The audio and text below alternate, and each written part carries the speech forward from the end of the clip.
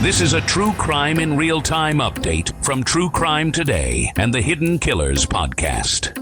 The courtroom dramas of South Carolina have always drawn their fair share of attention, but few could have anticipated the seismic fallout now surrounding Becky Hill. Once a beloved figure and celebrated for her role as Colleton County's clerk of court during Alex Murdaugh's infamous double murder trial, Hill's reputation has taken a nosedive into allegations of financial misconduct, jury tampering, and abuse of power. The SC Ethics Commission recently postponed her long-anticipated hearing, citing a criminal investigation spearheaded by the Attorney General's office, a move that has left both legal experts and the public questioning the full extent of her alleged misdeeds. At first glance, Hill's alleged misconduct seems rooted in greed and self-promotion. Consider the financial accusations alone. Hill, a public servant with a $101,256 annual salary, reportedly directed two bonuses of $2,500 each to herself within 6 months. These weren't performance-based rewards, nor were they approved by higher-ups. They were quiet windfalls buried under the paperwork of county operations, but the misuse of public funds didn't stop at padding her paycheck. Hill allegedly tapped into county coffers for personal purchases, including lavish office decorations, holiday gifts, and meals for courthouse staff. Valentine's Day, Easter, and even Mother's Day became occasions for Hill to splurge. Except it wasn't her money she was spending. There's also the issue of payments to a company called Community Innovations, an organization reportedly tied to Hill. The details surrounding these transactions are murky, but they raise serious red flags. Was Hill funneling county money into a business with personal connections?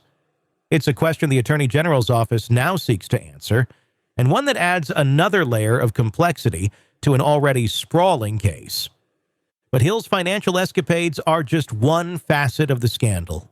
The controversy surrounding her book, Behind the Doors of Justice, takes her alleged abuses of power to a new level. Released just months after Alex Murdaugh's conviction, the book promised an insider's perspective on one of the most high-profile trials in South Carolina's history. Yet behind the glitzy promotional tour lay a tangled web of ethical breaches. Hill is accused of negotiating media access to the Colleton County Courthouse in exchange for promoting her book. This wasn't merely a case of bad optics. It was a gross misuse of her position, leveraging her public office for personal gain.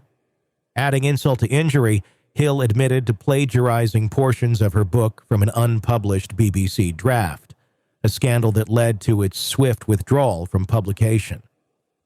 Then, there's the bombshell jury tampering allegation. During Alex Murdaugh's trial, Hill was praised for her steady hand and professionalism. She was even affectionately referred to as Becky Boo by Attorney General Alan Wilson, a testament to her seemingly unshakable integrity. But beneath the surface, Murdaugh's defense team alleges Hill was working behind the scenes to manipulate the trial's outcome. According to these claims, Hill sought to influence jurors to return a quick guilty verdict. Why? To capitalize on the media frenzy and boost sales of her book. While Circuit Judge Jean Toll found no conclusive evidence to overturn Murdaugh's conviction, she did acknowledge that Hill's actions were improper, casting a long shadow over the trial's integrity. The implications of these allegations are staggering. If true, Hill's actions could undermine one of the most closely watched trials in modern South Carolina history. Alex Murdaugh, once a powerful attorney, was convicted of murdering his wife Maggie and son Paul in a case that gripped the nation. The trial was a spectacle of Southern Gothic proportions, wealth, power, betrayal, and murder, all intertwined in a family legacy that unraveled before the public eye. And at the heart of it all was Becky Hill, the steady hand ensuring the proceedings ran smoothly, or so it seemed. Hill's role in the trial was more than administrative. As clerk of court, she had direct access to the jurors, the judge, and the prosecution team. She was in the room where it happened, privy to conversations and decisions that shaped the trial. Her actions now call into question not just her integrity, but the very foundation of Murdaugh's conviction. How much of the trial was influenced by her alleged misconduct? Did her ambition for fame and financial gain come at the cost of justice? And the Attorney General's office isn't taking these allegations lightly. To ensure a thorough investigation, they've enlisted the help of 11th Circuit Solicitor Rick Hubbard and his deputy, Suzanne Mays. These seasoned legal professionals have a reputation for tackling complex cases, and their involvement underscores the gravity of the situation. However, it's worth noting that the Attorney General's office hasn't relinquished control entirely. Assistant Attorney General Ben Applin, along with other high-ranking officials, remains actively involved, signaling a collaborative yet tightly controlled investigation. For Becky Hill, the stakes couldn't be higher. Her rise to prominence was swift, but her fall from grace could be even swifter. If the criminal investigation confirms the allegations against her, Hill could face serious legal consequences, from fines to possible incarceration.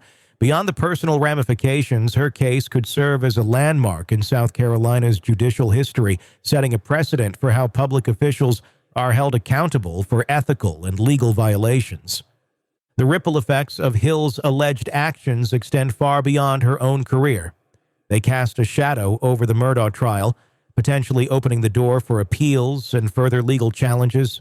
They erode public trust in the judicial system, raising questions about how many other cases might have been compromised by similar abuses of power. And they serve as a stark reminder that even those tasked with upholding justice are not immune to the corrupting influence of ambition. As the criminal investigation unfolds, one thing is clear: this is just the beginning. The public deserves answers, and the legal system must reckon with the consequences of Hill's alleged misconduct. For now, the courtroom spotlight shifts from Alex Murdaugh to Becky Hill as South Carolina braces for yet another chapter in its ongoing saga of crime, corruption, and justice. It's hard to look at the Becky Hill scandal without feeling a deep sense of betrayal. This isn't just about one person's fall from grace. It's about the potential unraveling of trust in a system that's supposed to stand above personal gain. From my perspective, the allegations against Hill cut to the heart of what public service is supposed to represent. She wasn't just another clerk doing her job behind the scenes. Hill held a pivotal role in one of the most closely watched trials in recent memory, and her alleged actions threatened to taint everything that trial stood for. What stands out most in this case is the sheer scope of the alleged misconduct. We're not talking about a single lapse in judgment or a minor ethical breach. Hill's behavior, if proven true, represents a sustained and calculated effort to misuse her position for personal enrichment. Those unauthorized bonuses alone are damning. But when you add in the alleged misuse of public funds for decorations, meals, and gifts, it paints a picture of someone who viewed her office as a tool for personal indulgence. Then there's the jury tampering claim. Let's be clear. Jury tampering is one of the most serious accusations you can level in a criminal trial. It strikes at the core of the judicial process. If Hill indeed influenced jurors to deliver a quick guilty verdict for the sake of boosting her book sales, it's not just unethical. It's a blatant betrayal of the justice system. Even though the court didn't find enough evidence to overturn Alex Murdaugh's conviction, the mere allegation casts a long shadow over the trial's outcome. This case also raises a fascinating psychological question. What drives someone to take these risks? Was it pure greed, a thirst for recognition, or was it something more complex, like the intoxicating mix of power and public attention during the Murdaugh trial? Hill's actions, as alleged, suggest a person who became so wrapped up in her own ambitions that she lost sight of the larger consequences. But let's not lose sight of the broader issue here, the erosion of public trust. When someone in a position of authority acts in a way that undermines the integrity of the system, it creates a ripple effect. People begin to question not just that one individual, but the entire institution. How many other cases might have been impacted by similar abuses of power? How do we rebuild confidence in a system when its gatekeepers appear compromised? That's the real tragedy of the Becky Hill saga. It's not just her career or reputation on the line. It's the trust and faith that the public places in our courts. And once that trust is broken, it's incredibly hard to repair. That's all for now. We'll keep digging and getting you the facts. Thanks for listening, and be sure to press subscribe so you don't miss any updates. In a world where the darkest secrets lie just beneath the surface. They said it was an accident, but the evidence says otherwise. Where hidden killers roam, unnoticed, in the shadows. I think you would definitely be looking at a blend of toxic, very bad narcissistic personality traits, and they will be vengeful and possibly resort to violence. Join Tony Brueski as he uncovers the truth behind the most chilling cases. They said it was an accident, but the evidence clearly says otherwise. Each episode, we dig deep into the minds of those who commit the unthinkable. To your point on narcissism, he thinks in his own mind how witty he is. Yeah. But he lost that jury. I was done with him in 2 minutes. From unsolved mysteries to infamous crimes. Geez, you've just talked about how you taught yourself how to do everything under the sun.